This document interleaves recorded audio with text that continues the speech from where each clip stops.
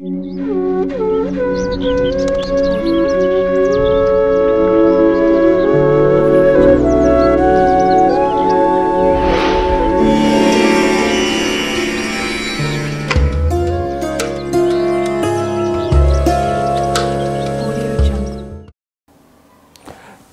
రాశి వారికి ఏడాది తర్వాత రవి భగవానుడు సింహరాశిలో తృతీయంలో సంచారం చేయడం వలన తల్లిదండ్రుల యొక్క ఆశీస్సులు, పిల్లల యొక్క తల్లిదండ్రుల యొక్క భవిష్యత్ ప్రణాళిక, స్థిరాస్తులు, పూర్వకాలం నుంచి వచ్చేటువంటి గృహాలు, భవనాలు, ఆస్తి కాపాడుకునేటువంటి విషయంలో అద్భుతమైనటువంటి సొంతం మిథున రాశి వారి సొంతమయ్యే అవకాశాలు అధికంగా ఉన్నాయి.